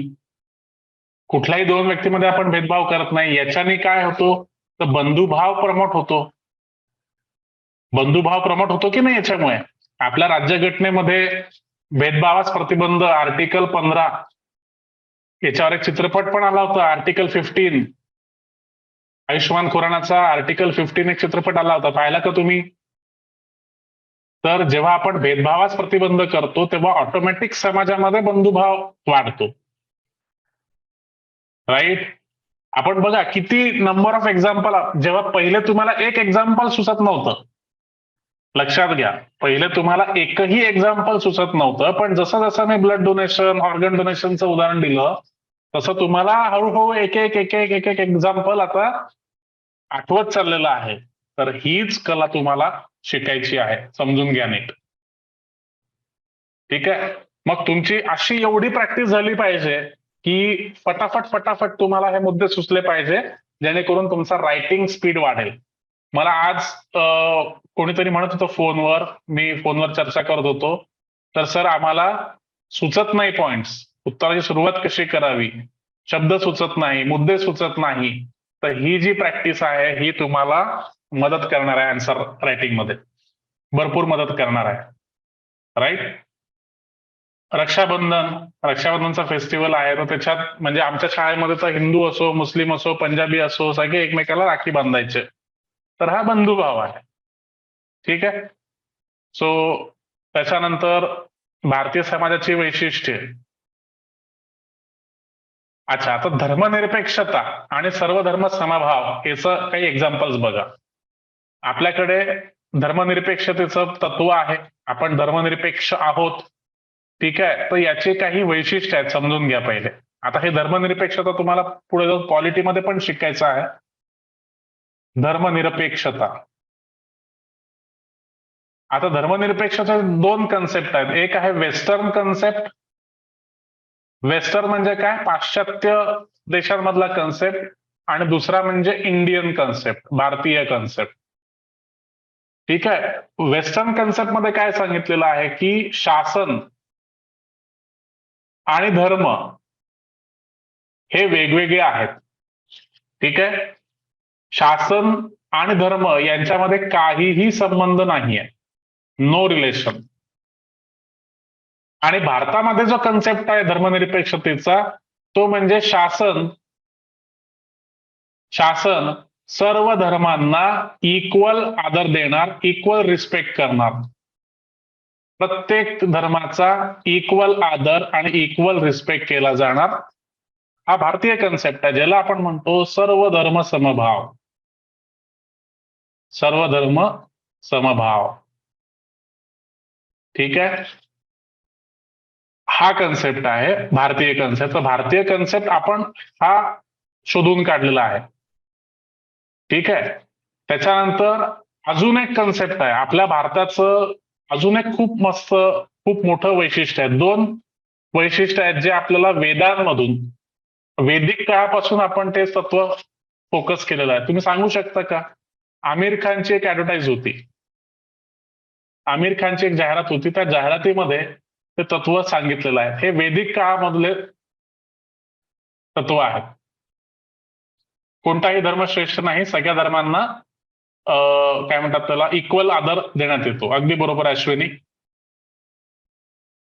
आमिर खानची जाहिरात आठवते का? आठवा बरं. त्याच्यात एक तत्व दाखवलंय की ते भारतीय समाजाचं अगदी वैदिक काळापासूनचं तत्व आहे. आता जेव्हा मी तुम्हाला आठवण करून देईल तेव्हा तुम्ही म्हणाल हो सर बरोबर आहे. एक म्हणजे अतिथी देवो भव. अतिथी देवो भव म्हणजे अतिथी ये भगवान का स्वरूप होता है. अतिथी हा देवाचं स्वरूप असतं. त्याच्यामुळे जगाच्या पाठीवरून जेवढेही पर्यटक आपल्याकडे येतात त्यांना आपण त्याच ऊर्जेने, त्याच तत्वाने त्यांचं स्वागत करतो, त्यांचं आदरातिथ्य करतो. तर हे भारतीय समाजाचं, भारतीय संस्कृतीचं एक खूप मोठं वैशिष्ट्य आहे. तुम्ही अगदी भारताच्या कानाकोपऱ्यामध्ये कुठेही गेला तरी तुमचं आदरातिथ्य होईल. तुम्हाला चहा, पाणी, इव्हन जर तुम्ही सुवासिनी असाल तर तुम्हाला हळदी कुंकू, तुमची ओटी भरली जाईल. अर्थात त्या पद्धतीने. आता तुम्ही बिहारमध्ये गेला तर तुमचं त्या पद्धतीने स्वागत होईल. राजस्थानला गेला तर तुमचं त्या पद्धतीने स्वागत होईल. पंजाबला गेला तर बल्ले बल्ले म्हणून तुमचं स्वागत होईल. ते त्यांच्या पद्धतीने तुमचं स्वागत होणार. मी दिल्लीला होतो. तुम्हाला जर आठवत असेल तर एनसीईआरटीचे मेंबर, तुम्ही जे एनसीईआरटी पुस्तकं वाचता त्या एनसीईआरटीचे पॅनल मेंबर जन्मेजॉय खुंटिया सर, या खुंटिया सरांना मी आपल्या युट्यूब चॅनलवर बोलवलं होतं, आपल्या क्लासमध्ये बोलवलं होतं. त्यांचा मी लाईव्ह इंटरव्ह्यू घेतला होता. तर मी जेव्हा दिल्लीला होतो तर तेव्हा या सरांशी माझी भेट झाली, ओळख झाली.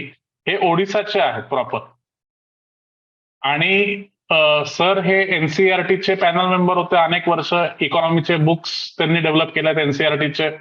त्याच्यानंतर त्यांच्या ज्या मिसेस होत्या त्या बायोलॉजीच्या प्रोफेसर होत्या दिल्ली युनिव्हर्सिटीमधल्या, खूप सिनियर प्रोफेसर. आणि त्यांच्या मुलांना मी ट्युशन शिकवायचो. ही कधीची गोष्ट आहे? 2010-11ची गोष्ट आहे. म्हणजे किती वर्ष झाले असेल विचार करा तुम्ही. तर हे ओडिसाचे होते. तर त्यांचं जे आदरातिथ्य करण्याची पद्धत होती ती इतकी वेगळी आणि विचित्र होती की मला त्यांच्या घरी जाताना खूप ऑकवर्ड व्हायचं. तर त्यांच्याकडे पद्धत अशी होती की ते चप्पल चप्पल काढू देत नव्हते. त्यांच्या घरी जर जायचं असेल तर चप्पल काढायचं नाही बाहेर, चप्पल सरळ घरात घेऊन जायची. मी त्यांच्याकडे जेव्हा जेव्हाही गेलो, मी जवळजवळ दीड वर्ष त्यांच्या विद्यार्थ्यांना त्यांच्या मुलांना शिकवलं. मग त्यांनी मला कधीच चप्पल घराच्या बाहेर काढू दिली नाही. आणि प्रत्येक वेळी मला चहा, मला नाश्ता, त्याच्यानंतर महिन्यातून एकदा जेवायला बोलवायचे माझ्या घरी. त्यांच्याकडे काही सण असेल, उत्सव असेल तर मला जेवायला बोलवायचे. तर त्यांचं हे आदरातिथ्य बघून मी खूप भारावून गेलो होतो. राईट. तर अशी आपली पद्धत आहे. म्हणजे तुम्ही देशाच्या कुठल्याही कानाकोपऱ्यामध्ये जा, आपल्याकडे आदरातिथ्य आणि अतिथी देवो भव हे जे तत्व आहे ते स्वीकारलं जातं. ठीक आहे. अतिथी देवो भव. आणि जे दुसरं तत्व आहे जे आता पवनने कमेंट करून सांगितलंय ते म्हणजे वासुधैव कुटुंबकम. हे सारे विश्वची माझे घर, ही जी वसुधा आहे, ही जी पृथ्वी आहे, हे संपूर्ण माझं कुटुंब आहे. पृथ्वीवर राहणारे सगळे लोक, सगळे जन हे माझ्या कुटुंबाचा हिस्सा आहेत, माझ्या कुटुंबाचे मेंबर्स आहेत. अशा पद्धतीने आपण सर्वांशी वागतो. तर हे आपल्या समाजाचे हे जे उदाहरण आहेत तुम्ही, हे सामाजिक एकोप्यामध्ये तुम्ही टाकू शकता, सर्व धर्म समभावामध्ये टाकू शकता, कुठेही तुम्ही हे एक्झाम्पल्स टाकू शकता. लक्षात घ्या, एक्झाम्पल्सचं जे महत्व आहे ते प्रचंड आहे. तुम्ही जेवढे जास्तीत जास्त एक्झाम्पल्स द्याल तेवढे जास्त गुण तुम्हाला मिळतील. तुम्ही जर नुसते वाक्य टाकले, जर नुसते पॉइंट दिले तर त्याला काही अर्थ राहणार नाही. मॅक्सिमम एक्झाम्पल्स द्या. ठीक आहे. कमी एक्झाम्पल्स दिले कमी मार्क्स पडतील, जास्त एक्झाम्पल्स द्या जास्त मार्क्स पडतील. तुमच्या हातात आहे. परंतु हे एक्झाम्पल शोधून कसे काढायचे, आणि आता याच्यामध्ये मी तुम्हाला सांगितलं होतं की hitting the bull's eye. Hitting the bull's eye. Bull's eye म्हणजे काय, की एकतर जो प्रश्न विचारला आहे त्या प्रश्नाशी संबंधित तुम्ही लिहिताय की नाही, हा जर बुल्स आय असेल म्हणजे त्या प्रश्नाच्या अगदी केंद्रस्थानी तुम्हाला गाव घालायचा आहे. म्हणजे त्या प्रश्नाचा अगदी महत्वाचा जो मुद्दा आहे त्याच्याबद्दल तुम्हाला लिहायचा आहे. म्हणजे निशाणा तुम्हाला इथे मारायचा आहे, पण तुम्ही कुठे मारताय, इथे मारताय, इथे मारताय, इथे मारताय, तर ते सगळे चुकीचे राहतील. तुम्हाला जे लिहायचं आहे ते तुम्ही लिहितच नाही, पण आजूबाजूचा तुम्ही चर्चा करता, त्याला काही अर्थ नाही. तर पहिले म्हणजे डिमांड ऑफ द क्वेश्चन ती समजून घेणे, त्याच्याबद्दल लिहिणे. आणि दुसरं म्हणजे जे एक्झाम्पल आहेत ते एक्झाम्पल एक्झॅक्टली ते परफेक्टली ते सूट झालं पाहिजे. तुम्ही जे वरती लिहिता आहे त्या गोष्टीला अनुसरून त्या गोष्टीला सूट होणार एक्झाम्पल तुम्हाला लिहावं लागेल, नाही तर मग काही मजा नाही येणार. येस, उदाहरणं देऊन तुम्हाला एक्सप्लेन करायचं आहे. तर ह्या जर तुम्ही दोन गोष्टी केल्या तर तुम्हाला उत्तम मार्क्स मिळतील. युपीएससी आणि राज्यसेवा मेन्सचं आन्सर रायटिंग याला अजिबात हलक्यामध्ये घेऊ नका. तुमचं ग्रॅज्युएशनचं आन्सर रायटिंग आणि हे आन्सर रायटिंग याच्यामध्ये जमीन आसमानचा फरक आहे, एवढं लक्षात घ्या. ठीक आहे. तर आतापर्यंत आपण जी चर्चा केली ती कळली का तुम्हाला? कमेंट करून सांगा.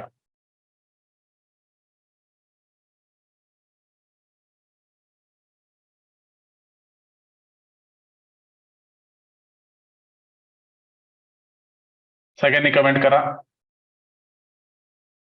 आणि जे पॉइंट्स आपण एक्सप्लेन करतो आहे ते तुम्ही लिहायला सुरू करा. हेडिंग टाकून 1, 2, 3, 4, 5 असे एक्झाम्पल लिहा, पॉइंट्स लिहा सगळे.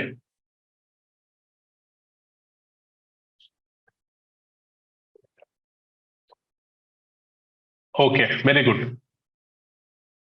आता पुढचा जो प्रश्न विचारला जातो याचे आपण एक्झाम्पल बघणार आहोत की युपीएससी मुख्य परीक्षेमध्ये आतापर्यंत कसे कसे क्वेश्चन येऊन गेलेले आहेत याचे एक्झाम्पल आपण बघणार आहोत.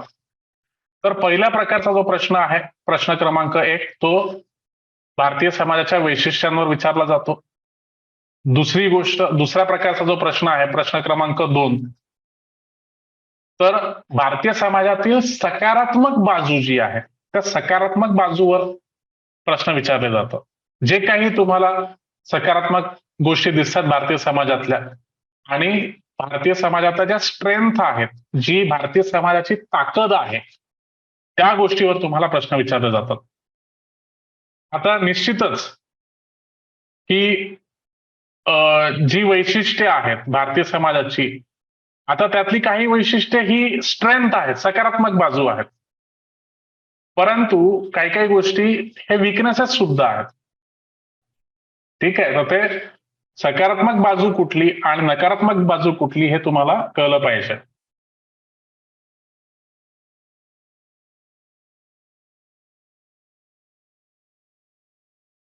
Okay, no problem Swati. तुम्ही पहिले लेक्चर अटेंड करा, त्याच्यानंतर मग माझ्याशी बोला.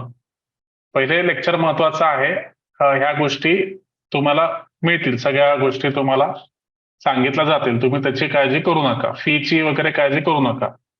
फक्त कसं आहे आता, प्रत्येकाला तुम्हाला मेसेजेस येत असतील, तुम्हाला शेड्यूलचं मेसेज किंवा पेमेंट बद्दलचं मेसेज येत असेल, ती स्टँडर्ड प्रोसिजर आहे.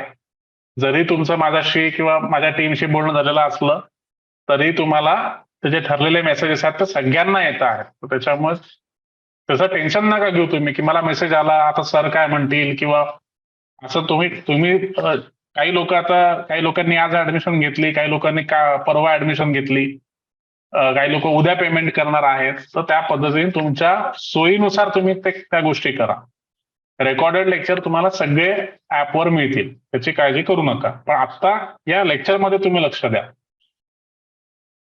तर मला तुम्ही आता सगळ्यांनी कमेंट करून सांगा की स्ट्रेंथ काय आहे आपली, भारताच्या समाजातील सकारात्मक बाजू ही काय काय आहे. तर सकारात्मक बाजू आतापर्यंत आपण जे पॉइंट डिस्कस केले, तर पुन्हा त्याच पॉइंट्स येतील त्याच्यामध्ये. एक म्हणजे सर्व धर्म समभाव. सर्व धर्म समभाव ही आपली स्ट्रेंथ आहे. युनिटी म्हणजे एकता ही आपली स्ट्रेंथ आहे. त्यानंतर ऐक्य, व्हेरी गुड. त्याच्यानंतर एक एक वैशिष्ट्य माझं राहून गेलं ऍक्च्युली, पण ठीक आहे. सहिष्णुता. सहिष्णुता किंवा ज्याला आपण इंग्लिशमध्ये टॉलरन्स म्हणतो, तर हे पण एक वैशिष्ट्य आहे, हे लक्षात घ्या. टॉलरन्स म्हणजे काय, सहिष्णुता म्हणजे काय की समोरच्याच्या भावनांचा आदर करणे, समोरच्याच्या विचारांचा आदर करणे, ठीक आहे, त्याला सहन करणे म्हणजे टॉलरन्स. म्हणजे आता तुमचा धर्म वेगळा आहे, तुमच्या प्रथा वेगळ्या आहेत, तुमची पूजा करण्याची पद्धत वेगळी आहे, तर मला काही प्रॉब्लेम नाही. मी तुमच्या धार्मिक प्रक्रियेमध्ये अडथळा आणणार नाही. तुमचे धार्मिक विचार आहेत ते मला मान्य आहेत, ठीक आहे, तर मला काही प्रॉब्लेम नाही. एकमेकाचे विचार, धार्मिक विचार, सामाजिक विचार, एकमेकाचा दृष्टिकोन याला आदर करणे आणि याला सहन करणे म्हणजे सहिष्णुता. तर ही आपल्या समाजाची एक स्ट्रेंथ आहे, एक सकारात्मक बाजू आहे. की नाहीतर जर सहिष्णुता नसेल, लक्षात घ्या, आपल्याकडे ज्या प्रकारची विविधता आहे, तर विविधता ही कधी टिकून राहील, जर सहिष्णुता असेल. सहिष्णुता जर असेल तर विविधता टिकून राहील. जर टॉलरन्स असेल, टॉलरन्स जर असेल तर सहिष्णुता, जर विविधता टिकून राहील. राईट. जर टॉलरन्स नाहीच आहे, कारण की आपल्याकडे वेगवेगळे धर्म आहेत, वेगवेगळ्या भाषा आहेत, वेगवेगळ्या परंपरा आहेत, वेगवेगळ्या संस्कृती आहेत, या सगळ्या लोकांनी एकमेकाला असं ठरवलं की आता मी टॉलरेट नाही करणार कोणाला, मी दुसऱ्या प्रत्येक धर्माचा विरोध करेल, मी प्रत्येक हिंदी भाषिकाचा विरोध करेल. प्रत्येक मराठीने ठरवलं की मी प्रत्येक हिंदी भाषिकाचा विरोध करेल. मला महाराष्ट्रामध्ये हिंदी भाषिकांनी अजिबात यायचं नाही, महाराष्ट्रामध्ये गुजरातींनी अजिबात यायचं नाही, आम्ही अजिबात प्रवेश देणार नाही, ठीक आहे. भारतामध्ये मुसलमानांनी अजिबात राहायचं नाही, ठीक आहे. आम्ही हा हिंदुस्थान आहे, हा अखंड भारत आहे. मी एक्झाम्पल देतोय. एक्झाम्पल देतोय, लक्षात घ्या. तर असं जर सगळ्यांनी ठरवलं की आम्ही एकमेकाला सहन करणार नाही, आम्ही एकमेकाला टॉलरेट करणार नाही, तर आपल्याकडे विविधता राहणार नाही. ठीक आहे, आपल्याकडे विविधता राहणार नाही आणि आपल्याकडे एकसंधता येईल. एकसंधता, युनिफॉर्मिटी येईल. युनिफॉर्मिटी. तर कुठल्याही समाजामध्ये जर वैविध्यता असेल किंवा आपण म्हणतो ना की विविधतेने नटलेल्या परंपरांचा मला आदर आहे, तर कुठलाही समाज त्याच्यावर जर विविधता असेल तर तो एक आदर्श समाज असतो. आणि जेव्हा युनिटी असते किंवा युनिफॉर्मिटी असते, आपण लक्षात घ्या, जर आज आपल्याकडे विविधता आहे, ठीक आहे, आपण विविधतेचा आदर करतो. का करतो? कारण आपल्याकडे सहिष्णुता आहे. आपल्याकडे जातीय सहिष्णुता आहे, धार्मिक सहिष्णुता आहे. ठीक आहे, पण इमॅजिन करा की आपण विविधताचं जे तत्व आहे ते नकारलं आणि आपण जर एकसंधतेकडे गेलो, आपण जर एकसंधता स्वीकारली, युनिफॉर्मिटी स्वीकारली, तर काय होईल? तर आपल्याकडे युनिफॉर्मिटीचा अर्थ काय? मग एकच धर्म असला पाहिजे. एकच धर्म असला पाहिजे. मग इतर धर्मांना आम्ही स्वीकार करणार नाही. एकच भाषा असली पाहिजे. इतर भाषिकांना आम्ही मान्य करणार नाही, सहन करणार नाही, घरात येऊ देणार नाही, राज्यात येऊ देणार नाही. एकच जात असली पाहिजे. आता प्रत्येकाने म्हणायचं की आमची जात श्रेष्ठ आहे, आमचा प्रदेश श्रेष्ठ आहे, तर इतर जातीय लोकांना आम्ही स्वीकार करणार नाही, त्यांना मान देणार नाही. राईट. त्याच्यामुळे काय होणार? तर वैचारिक देवाणघेवाण होणार नाही, वैचारिक स्थिरता येऊन जाईल. ठीक आहे, तर त्याच्यामुळे अनेक सामाजिक प्रश्न त्याच्यातून निर्माण होतील. ठीक आहे, तर जी आपली विविधता आहे ही आपली स्ट्रेंथ आहे.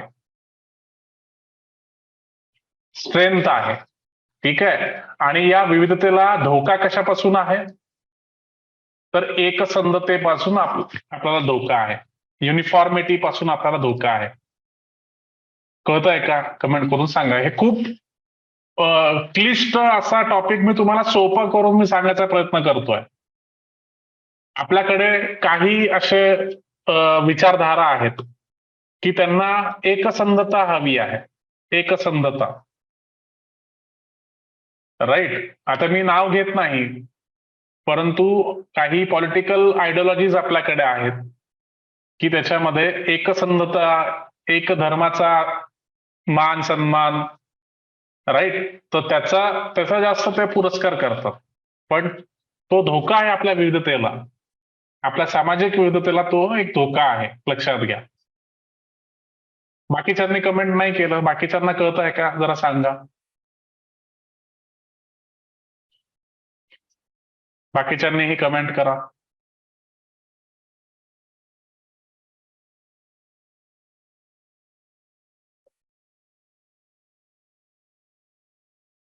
येस.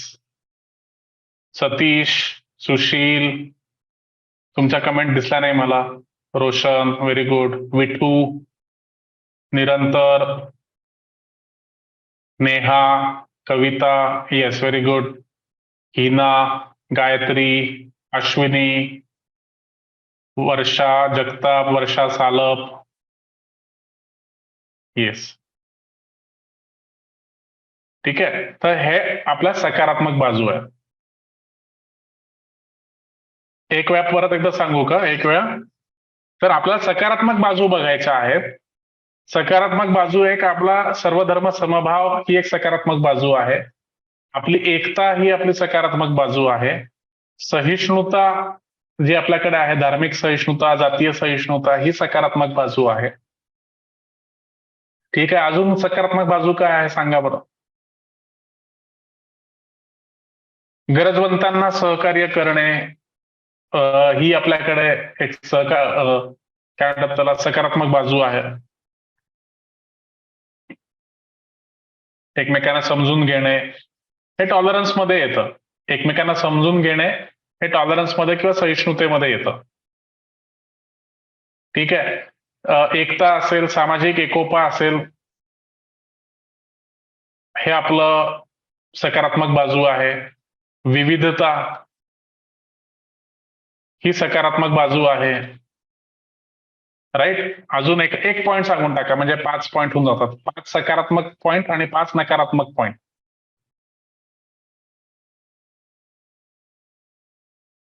आपण एवढे मुद्दे डिस्कस केले. सकारात्मक बाजू काय आहे? आपल्याकडे सामाजिक, काय म्हणतात त्याला, सामाजिक बदल आपल्याकडे होतो का सांगा बरं? सामाजिक बदल होतो का? म्हणजे लोक, जसं प्राचीन काळामध्ये होतं की आपला जो समाज आहे तो चातुर्वर्ण व्यवस्थेमध्ये विभागलेला होता. ब्राह्मण, क्षत्रिय, वैश्य, शूद्र. तर प्राचीन काळामध्ये सामाजिक विकास जो आहे किंवा सामाजिक स्थितीमध्ये बदल होण्याचा काहीही चान्स नव्हता, काहीही शक्यता नव्हती. जे शूद्र होते ते आयुष्यभर शूद्र म्हणून हिणवले जात होते. त्यांना शूद्रातून वैश्यामध्ये जाता येत नव्हतं, वैश्यामधून क्षत्रियमध्ये जाता येत नव्हतं, क्षत्रियांना ब्राह्मण बनता येत नव्हतं. म्हणजे सामाजिक स्थिती लोकांची कधीच बदलत नव्हती. परंतु आता सामाजिक स्थिती बदलते आहे, बदलू शकते. कशी बदलणार सामाजिक स्थिती? तुम्ही जर IAS बनले, तुम्ही जर IPS बनले, तर अचानक तुमच्या कुटुंबाची, तुमच्या आसपासच्या लोकांची, तुमच्या समाजातल्या लोकांची किंवा तुमच्या जातीच्या लोकांची जी सामाजिक परिस्थिती आहे ती अचानक ती बदलून जाते. राईट. अगदी साधं उदाहरण घ्या. अगदी तुमच्या गावात कोणाला नोकरी लागली कुठल्या कंपनीमध्ये, तर त्या परिवाराचं सगळं कल्याण होऊन जातं. त्या परिवाराची सामाजिक स्थिती लगेच बदलून जाते. जर IAS IPS झाल्यानंतर तर अख्ख्या म्हणजे मागच्या 3-4 पिढ्यांचं आणि पुढच्या 5-6 पिढ्यांचं सगळं ते धुवून निघतं. परंतु मल्टीनॅशनल कंपनीमध्ये, अमेरिकेमध्ये जर कोणाला जॉब लागला, तर त्या त्या कुटुंबाची सामाजिक स्थिती जी आहे ती अशी एकदम वर होऊन जाते. म्हणजे इतर जे प्रतिष्ठित लोक आहेत त्यांच्या बरोबरीला ती येऊन जाते. लक्षात घ्या. पहिले म्हणजे मी जेव्हा इंजिनिअरिंग करायचो तेव्हा माझ्या बॅचमध्ये 90% असे विद्यार्थी होते की त्यांच्या गावातले ते पहिले इंजिनियर होते. लक्षात घ्या. तर मी माझ्या गावातला पहिला इंजिनियर होतो, ते लोक त्यांच्या गावातले पहिले इंजिनियर होते. असे असे किस्से होते. मग एखाद्या गावातला, एखादा कुटुंबातला मुलगा जर इंजिनियर झाला, तर त्या कुटुंबाचं आणि त्यांच्या रिलेटिव्हचं कल्याण होऊन जायचं. त्यांचं सामाजिक स्थिती पण उंचावायची, त्यांची आर्थिक स्थिती पण उंचावायची. आजकाल आर्थिक स्थिती उंचावली, पैसा आला की सामाजिक स्थिती पण ऑटोमॅटिकली उंचावली जाते. तर सामाजिक स्थिती बदलणे किंवा सामाजिक गतिशीलता हे वैशिष्ट्य पण आहे आणि आपलं काय म्हणतात सकारात्मक बाजू सुद्धा आहे, ज्याला आपण सामाजिक गतिशीलता म्हणतो. सामाजिक गतिशीलता. सामाजिक गतिशीलता म्हणजे काय? सोशल, काय म्हणतात त्याला, मोबिलिटी. सोशल मोबिलिटी म्हणजे सामाजिक गतिशीलता. राईट. ज्या समाजात आपण राहतो तसा आपल्याला प्रभाव पडतो हे तर आहेच, परंतु सामाजिक स्थिती ही बदलू शकते. सामाजिक बदल होत राहतो. तर ही आपली सकारात्मक बाजू आहे. राईट. मग तसंच पुढचे जे प्रश्न आहेत ते सामाजिक, आपल्या समाजातील ज्या नकारात्मक बाजू आहेत, मग नकारात्मक बाजू तुम्ही सांगू शकता का मला कमेंट करून? आपल्या भारतीय समाजातल्या ज्या नकारात्मक बाजू आहेत त्या तुम्ही सांगू शकता का? Very good Neha. जातीभेद, जाती व्यवस्था, किंवा जातीभेद हा नकारात्मक पैलू आहे. दुसरा मुद्दा सांगा, धार्मिक तेढ. धार्मिक तेढ किंवा धार्मिक किंवा धर्मभेद हा सुद्धा नकारात्मक पैलू आहे. आता आता बघा कसे पटापट पटापट तुम्हाला मुद्दे सुचत आहेत. Very good. वंशभेद. वंशभेद, वंशावर आधारित व्यवसाय ठरवणे. येस, व्यवसाय स्वातंत्र्य नाही आहे. गरीब आणि श्रीमंतांमधील भेदभाव म्हणजे ज्याला आपण विषमता म्हणतो, सामाजिक विषमता. ठीक आहे, सामाजिक विषमता. सामाजिक विषमता म्हणजे कशी, तर एकतर जातीवर आधारित, ठीक आहे, त्याच्यानंतर लिंगावर आधारित, स्त्री पुरुष असमानता, स्त्री पुरुष विषमता, त्याच्यानंतर आर्थिक विषमता. आर्थिक विषमता ज्याला आपण इनइक्वॅलिटी. विषमता म्हणजे काय, इनइक्वॅलिटी. इनइक्वॅलिटी म्हणजे विषमता. सामाजिक विषमता म्हणजे सोशल इनइक्वॅलिटी. त्याच्यानंतर जेंडर इनइक्वॅलिटी, कास्ट इनइक्वॅलिटी. ठीक आहे, आणि आर्थिक विषमता म्हणजे काय, रिच आणि पुअर, रिच पुअर डिवाइड, गरीब आणि श्रीमंत यांच्यातील विषमता. राईट. अजून वर्णभेद. येस, पण वर्णभेद हे ह्याच्यातच येऊन जातं, जातीभेद आणि वंशभेदामध्येच. प्रादेशिक वाद. Very good. प्रादेशिक वाद. प्रादेशिक वाद म्हणजे ज्याला आपण इंग्लिशमध्ये म्हणतो रिजनलिझम. रिजनलिझम. आता बघा, मला काहीही करावं लागत नाही, हे सगळे एक्झाम्पल तुम्हीच सांगितलेत मित्रांनो. तुमच्यापैकी जे मन लावून आणि इंटरेस्ट घेऊन लेक्चर करता आहेत ते त्यांच्या प्रत्येकाकडून उदाहरणं येत आहेत. ठीक आहे, मी काहीच करत नाही, मी फक्त तुम्हाला दिशा देतो आहे. मी फक्त योग्य काय आणि अयोग्य काय एवढंच सांगतोय तुम्हाला. तर तुम्ही जर इंटरेस्ट घेतला, तुम्ही जर इंटरेस्ट दाखवला, तर तुम्हाला काहीतरी नवीन शिकायला मिळेल.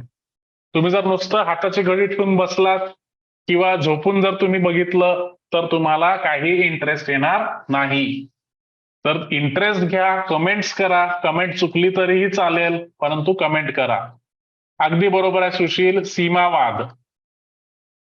ऍक्च्युली सीमावाद हा प्रादेशिक वादाचाच भाग आहे. याचं अजून एक उदाहरण आहे सन्स ऑफ सॉइल मुव्हमेंट. मी याच पॉइंटमध्ये ते ऍड करतो आहे. प्रादेशिक वादामध्येच सीमावाद आपल्याला टाकावं लागेल, की जसं महाराष्ट्र कर्नाटका बॉर्डर सीमावाद आहे. ठीक आहे, त्याच्यानंतर sons of soil movement. Sons of soil movement म्हणजे काय, की ज्याला धरती पुरुष. सन्स ऑफ सॉइल मुव्हमेंट म्हणजे काय, धरतीपुत्र.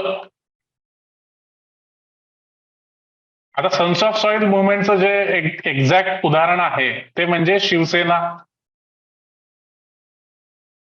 त्याच्यानंतर मनसे, महाराष्ट्र नवनिर्माण सेना. आता बाळासाहेब ठाकरेंच्या काळामध्ये शिवसेनेने जे दक्षिण भारतीय आहेत त्यांच्या विरोधात एक आंदोलन सुरू केलं होतं. महाराष्ट्र नवनिर्माण सेवेच्या काळामध्ये राज ठाकरेंनी जे उत्तर भारतीय आहेत त्यांच्या विरोधात एक आंदोलन सुरू केलं होतं. तर धरतीपुत्र किंवा सन्स ऑफ सॉइल मुव्हमेंट काय आहे, की स्थानिक लोकांना जॉब मिळाला पाहिजे, स्थानिक लोकांना व्यवसाय स्वातंत्र्य असलं पाहिजे, स्थानिक लोकांना जॉब मिळाले पाहिजे, स्थानिक लोकांना अपॉर्च्युनिटीज मिळाल्या पाहिजे. राईट. तर याला आपण म्हणतो सन्स ऑफ सॉइल. आणि असा सन्स ऑफ सॉइल जो मुद्दा आहे, धरतीपुत्र जो वाद आहे, धरतीपुत्र नावाचा जो वाद आहे तो प्रत्येक राज्यामध्ये आहे. जसं भारतात म्हणजे महाराष्ट्रामध्ये उत्तर भारतीय चालत नाही किंवा युपीच्या आणि बिहारच्या लोकांचा विरोध होतो, तसं बिहार आणि आसाम या दोन राज्यांमध्ये अत्यंत मोठा वाद आहे. ठीक आहे, असं देशाच्या कानाकोपऱ्यामध्ये प्रत्येक ठिकाणी तुम्हाला सन्स ऑफ सॉइल मुव्हमेंट पाहायला मिळेल. ठीक आहे, प्रादेशिकता किंवा प्रदेशवाद, एज्युकेशनचं सतीश मला एक थोडंसं एक्सप्लेन करा की एक्झॅक्टली तुम्हाला काय म्हणायचं आहे. आपल्याकडे रंगभेद आहे का? आपल्याकडे वंशवाद आहे. आपण नॉर्थ ईस्टचे जे लोक आहेत, नॉर्थ ईस्टच्या लोकांचा आपण तिरस्कार करतो, त्यांना आपण भारतीय म्हणजे मानत नाही. तर वंशवाद मध्ये जे नॉर्थ ईस्टचे लोक आहेत त्यांच्या विरोधात बऱ्याचशा घटना होतात, त्यांच्या विरोधात हिंसा होते. सांप्रदायिकता किंवा संप्रदायवाद ज्याला आपण म्हणतो काय म्हणतात त्याला,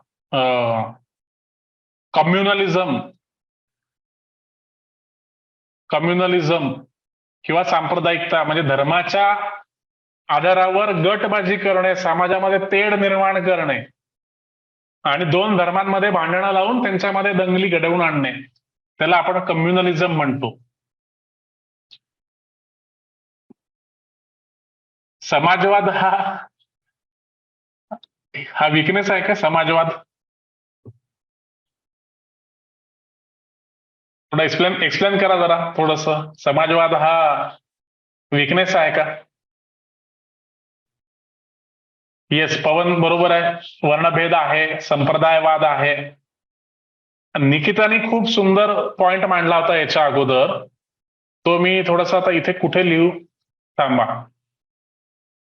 6 लिहिलं, 7 लिहिलं, इथे 8 मी लिहितो आहे. आरक्षणाच्या मुद्द्यावर खूप मोठा एक सामाजिक वाद सुरू आहे, तर तो आपण कुठे लिहू शकतो? जातीवर आधारित जो जातीभेद आहे किंवा जाती व्यवस्थेवर जो, तिथे आपण लिहू शकतो. हा काही नवीन पॉइंट नाहीये. आरक्षणाचा मुद्दा जो आहे तो तुम्ही जाती व्यवस्थेमध्ये किंवा जातीभेदमध्ये तुम्ही टाकू शकता. ठीक आहे, अशा प्रकारे 7 मुद्दे आपल्याला सापडलेले आहेत वेगवेगळे. येस, 8वा मुद्दा महिलांचा असू शकतो. 8वा मुद्दा महिला सक्षमीकरण. अजून जेवढं पाहिजे किंवा महिलांना जे स्वातंत्र्य आहे किंवा महिलांचे जे अधिकार आहेत ते त्यांना जेवढे मिळायला पाहिजे तेवढे अजून मिळालेले नाही आहेत. ठीक आहे, तर 8 मुद्दे आपण काढलेले आहेत. याच्यापैकी मला तर असं वाटतं की मी एखादा मुद्दा मी तुम्हाला सांगितला असेल, बाकी सगळे मुद्दे तुम्हीच सांगितलेले आहेत. ठीक आहे, मग आता तुम्हाला काय करायचंय? मुद्दा लिहायचा आहे, त्याचं उदाहरण द्यायचं. मुद्दा लिहायचा, त्याला उदाहरण द्यायचं. अशा पद्धतीने तुम्हाला कसाही प्रश्न विचारला गेला, आपण काय करतोय? आपण मुद्द्यांची जुळवाजुळव करतो आहे. आपण गोळा करतो आहे. आपण कच्चा माल गोळा करतोय. आता सध्या जे काय करतोय आपण ते, आपण एका स्वयंपाक जेव्हा करतो, जेव्हा भाजी बनवतो आपण वांग्याची, तेव्हा वांगे कापून ठेवतो, कांदा कापून ठेवतो, बटाटे कापतो, वेगवेगळ्या प्रकारचे मसाले गोळा करतो. तर अशा पद्धतीचे आत्ता आपण तयारी करतो आहे. आणि जेव्हा आपल्याला ऍक्च्युअल उत्तर लिहायची वेळ येईल तेव्हा आपण चांगलं यांना फोडणी देणार आणि मस्त असं त्यांचं पहिले प्रस्तावना लिहिणार, परिचय लिहिणार, त्याच्यानंतर उत्तराचा गाभा लिहिणार आणि सगळ्यात शेवटी त्याचा निष्कर्ष लिहिणार.